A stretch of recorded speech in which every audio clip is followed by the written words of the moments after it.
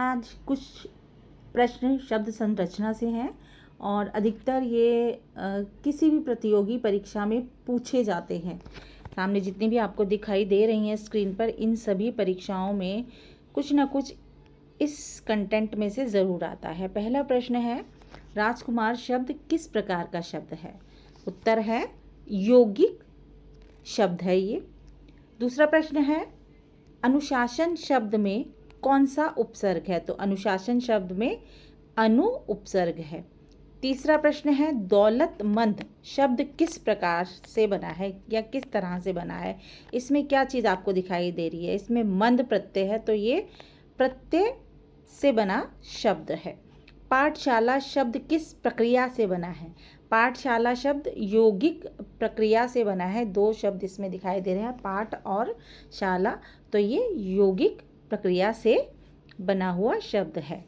पांचवा प्रश्न है, अविश्वास में कौन सा उपसर्ग है? तो अविश्वास में उपसर्ग जो आगे लगते हैं मूल शब्द के वो होते हैं, तो आ इसमें जो है वो उपसर्ग है, तो आ उपसर्ग इसके अंदर दिखाई दे रहा है आपको। गायक शब्द में कौन सा प्रत्यय जुड़ा हुआ है? गायक शब्द में अक प्रत्यय जुड़ा हुआ है। दर्शन शास्त्र किस प्रकार का शब्द है? दर्शन शास्त्र जो है वो समासिक शब्द है, समास है इसमें।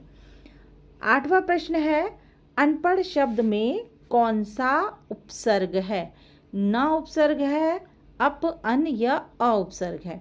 तो अनपढ़ शब्द में अन उपसर्ग लगा हुआ है, अन और पढ़, तो अन जो आगे है वो अव्यय है और अन उपसर्ग का कार्य कर रहा है। प्रियतम में कौन सा प्रत्यय है? प्रियतम में तम प्रत्यय है। प्रिय जो है वो मूल शब्द है। विद्यालय शब्द किस प्रकार से बना है या किस प्रकार का शब्द है? यह एक समासिक पद है, समास है, समास प्रक्रिया से बना है, विद्या और आल्य से मिलके। विद्या के लिए आल्य समासिक शब्द है ये। अगला प्रश्न है 11वां प्रश्न, राष्ट्रभाषा शब्द किस प्रकार का शब्द है? राष्ट्रभाषा शब्द किस प्रकार का शब्द है? तो ये कर्मधारय समास है इसके अंदर। राष्ट्रभाषा ये कर्मधारय समास इसमें है, तो ये यौगिक शब्द है। सुखद शब्द में प्रत्यय क्या है?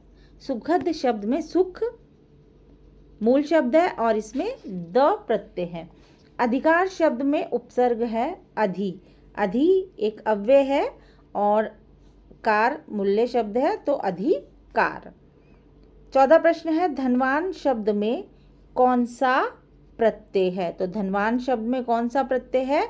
धनवान शब्द में वान प्रत्यय है, जो पीछे लगते हैं उन्हें प्रत्यय कहते हैं। तो धनवान शब्द में धन में वान प्रत्यय लगा के धनवान बना है। अपकार में उपसर्ग बताए। देखिए अप उपसर्ग क्या होता है? जो मूल शब्द के आगे लगते हैं, तो अपकार में अप मूल शब्द नहीं है, ये शब्दांश है, मतलब ये उपसर्ग है।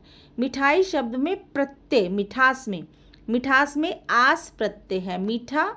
मीठा में आस प्रत्यय लगाया है, तो मिठास जो है वो हमारे पास नया शब्द आया है।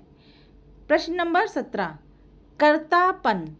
कर्तापन शब्द में कौन सा प्रत्यय है? पन प्रत्यय है, जो पीछे लगते हैं उन्हें प्रत्यय कहते हैं।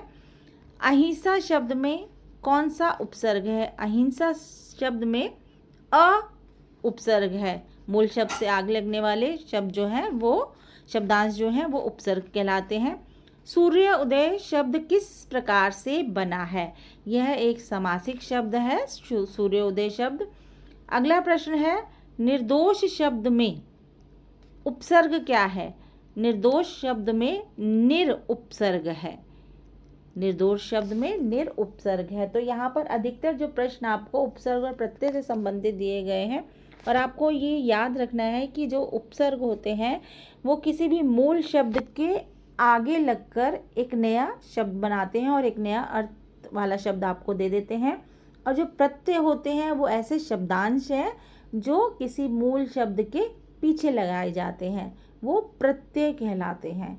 ठीक है, तो इन्हीं उपसर्ग और प्रत्ययों के मेल से जो शब्द आपको बने हैं वो यहाँ पर कुछ दिए गए हैं, उनकी प्रैक्टिस आपको हो गई है और इनमें से कोई भी प्रश्न आपको परीक्षा में पूछ लिया जाता है। मुख्यतः उपसर्ग और प्रत्यय से संबंधित प्रश्न आ जाते हैं, समास और अलंकार से भी आते हैं, तो वो अगली कक्षा में हम करेंगे। उनसे संबंधित प्रश्न हम अगली कक्षा में पूरे करेंगे। आज यहीं तक कक्षा आज की समाप्त होती है।